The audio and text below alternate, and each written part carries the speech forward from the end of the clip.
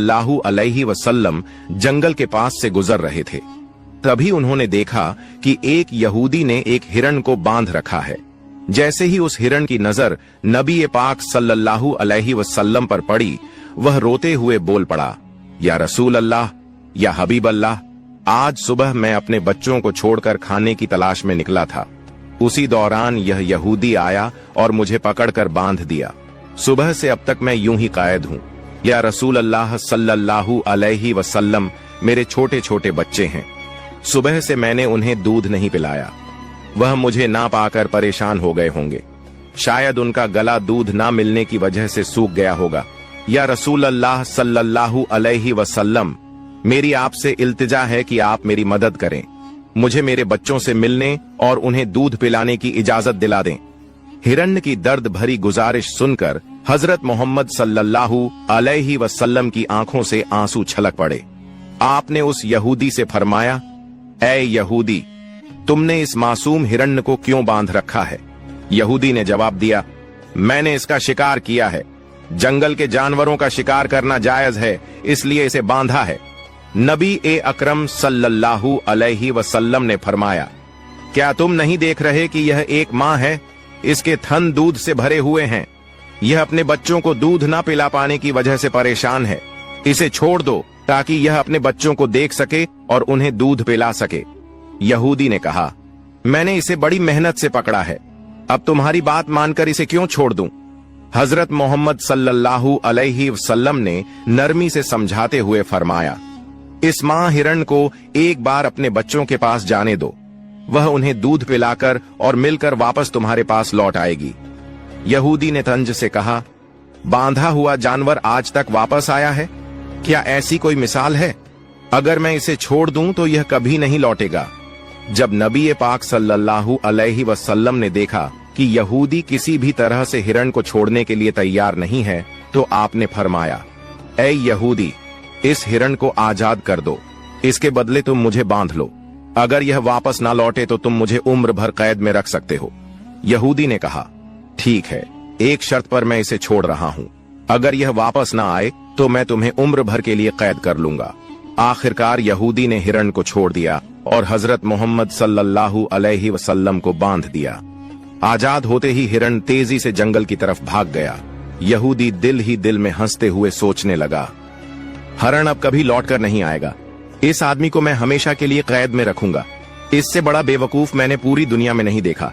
एक जंगल के जानवर के लिए इसने अपनी जिंदगी दांव पर लगा दी। हिरण तेजी से अपने बच्चों के पास पहुंचा। बच्चों ने उसे देखकर हैरानी से पूछा, अम्मा, आप सुबह से कहां थीं? हम आपका इंतजार करते करते थक गए। बिना दूध के हमारा गला सूख गया है। क्या हो गया है कि आप हमें छोड़कर चली गई थीं? मां हिरण ने बच्चों को समझाते हुए कहा, मेरे प्यारे बच्चों, आज सुबह जब मैं तुम्हारे लिए खाने की तलाश में निकली थी तो एक यहूदी ने मुझे पकड़ लिया। वह मुझे बांध कर ले गया। फिर अल्लाह के प्यारे नबी सल्लल्लाहु अलैहि वसल्लम उस रास्ते से गुजरे। मैंने उनसे तुम्हारी हालत के बारे में कहा और उनसे मदद की गुहार लगाई। हिरण ने आगे कहा, नबी करीम सल्लल्लाहु अलैहि वसल्लम ने मेरी मदद करने के लिए खुद को उस यहूदी के पास गिरवी रख दिया ताकि मैं तुमसे आखिरी बार मिल सकूं। अब मुझे वापस लौटकर जाना होगा क्योंकि मैंने वादा किया है कि मैं जरूर लौटूंगी। मां हिरण ने अपने बच्चों से कहा, मेरे प्यारे बच्चों, वह नरदिल यहूदी अल्लाह के प्यारे नबी सल्लल्लाहु अलैहि वसल्लम को बांध कर रखे हुए है। इसलिए तुम जल्दी से मेरा दूध पी लो। मुझे वापस जाना होगा। मैं अपने नबी को तकलीफा में नहीं छोड़ सकती।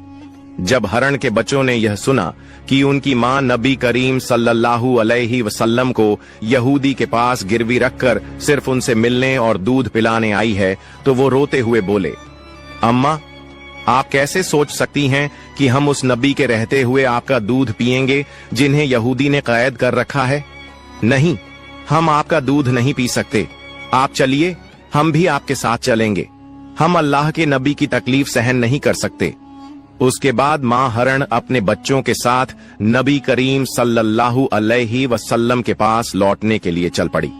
दूसरी तरफ जब हिरण के लौटने में थोड़ी देर हुई तो वह यहूदी तंज करते हुए नबी करीम सल्लल्लाहु अलैहि वसल्लम से कहने लगा, तुमसे ज्यादा बेवकूफ इंसान मैंने इस दुनिया में कभी नहीं देखा।